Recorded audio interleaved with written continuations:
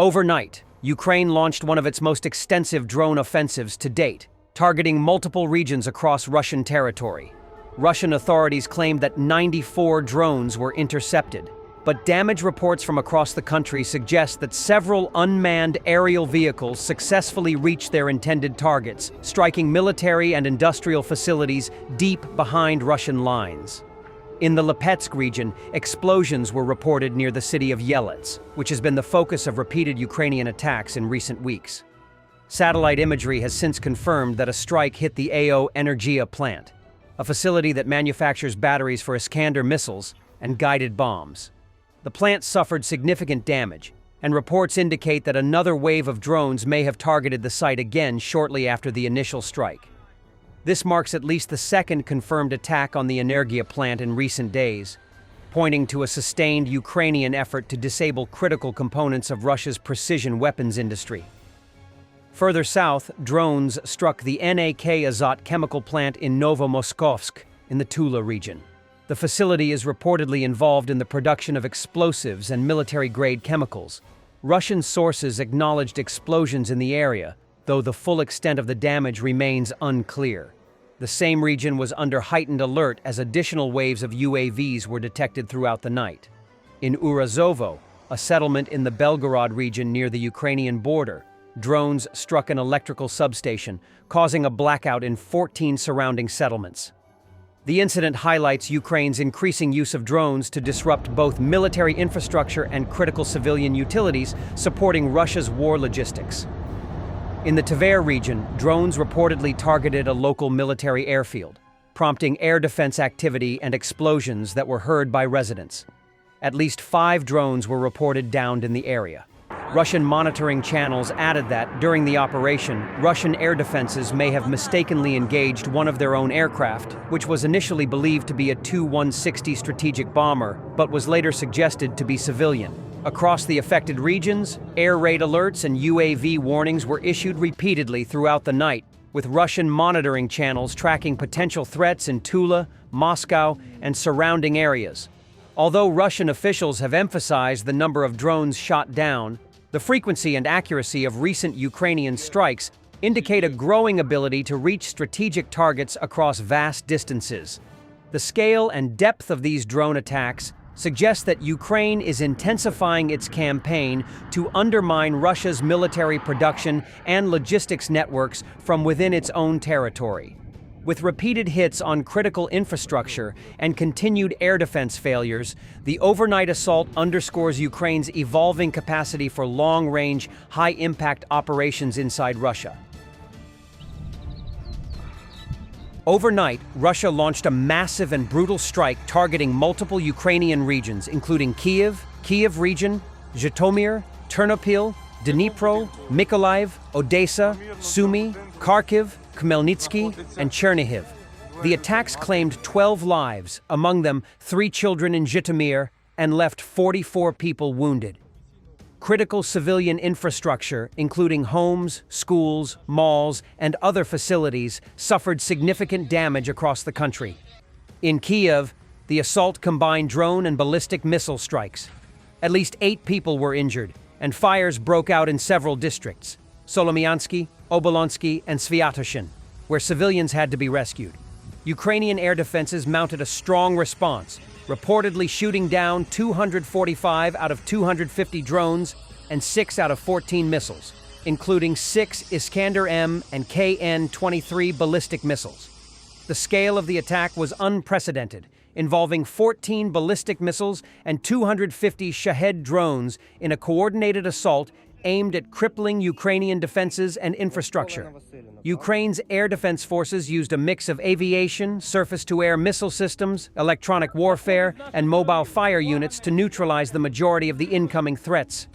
Following the attack, Ukrainian Foreign Minister Dmytro Kuleba condemned the aggression, stating, "When the world calls to stop the killings, Putin orders more strikes, killing even more children." He called for increased global pressure on Russia to agree to a full and unconditional ceasefire, urging the international community to wake up to the ongoing brutality. This devastating attack underscores the continued intensity of the conflict and the urgent need for diplomatic efforts to bring about peace. The Ivan Franko group staged a fiery night attack in the Ukrainsk-Hernik-Tsukarine sector using Sternenko drones. Destroyed an ammo truck, motorcycles, several Bukhankas and Urals, and a Bukhanka stopped at the Hernik checkpoint, taken out along with the checkpoint and personnel. Since the early days of Russia's full-scale invasion of Ukraine, drone warfare has transformed the modern battlefield, and few units embody that transformation better than Ukraine's elite Ivan Franko group. This specialized military unit, named after the famed Ukrainian writer and patriot, has become one of the country's most effective operators of unmanned aerial systems, turning low-cost drones into high-impact weapons against Russian forces. Operating close to the front lines, the Ivan Franko group uses both reconnaissance and first-person view kamikaze drones to strike enemy armor, artillery, supply trucks, and even troops in trenches. These small quadcopters, often modified commercial drones, are guided manually with high precision, allowing operators to fly into open tank hatches, bunkers, and hidden positions with lethal accuracy. Over the past year, footage released by the Ivan Franko group has gone viral across Ukrainian and international platforms, showing Russian BMPs, tanks, and even S-300 missile systems being taken out by drones that cost just a few $100s. The group's tactical innovation lies not just in the technology, but in how they use it. Rapid mobility, decentralized command, and real-time intelligence sharing allow them to respond quickly to enemy movements and exploit weaknesses with surgical precision. But their efforts are part of a much larger trend. Since the beginning of the war, Ukraine has adapted drone warfare on a national scale, turning thousands of civilian drones into weapons of war. According to Ukraine's Ministry of Defense and independent trackers, drones have been responsible for the destruction of over 1,400 Russian tanks, 2,300 armored vehicles, and hundreds of artillery systems, radars, and fuel convoys. In 2023 alone, drone strikes sharply increased in both frequency and lethality, crippling Russian logistics hubs and command posts in occupied territories. Russian personnel losses from drone attacks have also been staggering. Trench assaults by FPV drones, like those used by the Ivan Franko group, have become a daily nightmare for Russian infantry.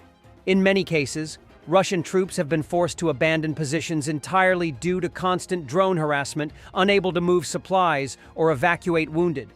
While traditional artillery still plays a key role in the war, the asymmetric power of drones has shifted the balance in Ukraine's favor, especially in areas where Russian forces rely on massed formations or predictable movements.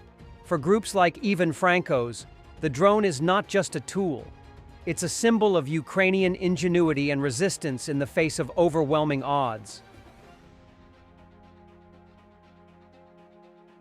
Russia has enough manpower and metal to sustain its war effort for at least 2 more years, says U.S. European Command Chief General Christopher Cavoli. Despite heavy losses, Moscow retains the capacity to continue the fight at its current pace. During an address this April, General Christopher G. Cavoli, commander of U.S. forces in Europe, stated that in 2025, the Russian military is expected to receive 1,500 tanks and 3,000 various armored vehicles. This figure likely includes units that are newly built, modernized, or restored. The implication is that Russia should be able to sustain combat operations in Ukraine at current rates of attrition for at least another 2 years. Taking into account Kremlin's domestic policy and the actual capabilities of Russia's defense industry, the recent article from War on the Rocks argues that the Russian military menace is unlikely to fade anytime soon. To underscore Russia's enduring strategic posture, the article notes that Russia can afford to take a beating in Ukraine, and that it could lose 3 times as many troops as Ukraine and still suffer less in relative terms. More broadly, the analysts claim that Russia's economy keeps growing faster than that of Europe. Zooming out to the larger picture, even if the Russian defense industry has hit its production ceiling, particularly in manufacturing new T-90 tanks, its current output still appears sufficient to meet the Army's operational needs, including the continuation of offensive operations against Ukrainian defense forces. In 2024, Russian industry managed to produce 250,000 artillery shells per month, a pace projected to continue into 2025. In comparison, U.S. industry is currently producing an average of 30,000 shells monthly, while Europe turns out about 80,000 per month. As for Russia's mobilization capacity, the authors point out that by 2035, it is expected to still have around 20 million men of draft age, 20 to 44, a number exceeding Ukraine's entire population as of 2023. On the economic front, the Russians may have to tighten their belts by the fall of 2025 and cut social spending. This, Defense Express adds, could paradoxically make Kremlin's military recruitment efforts even easier, as the government offers high payments to attract new soldiers.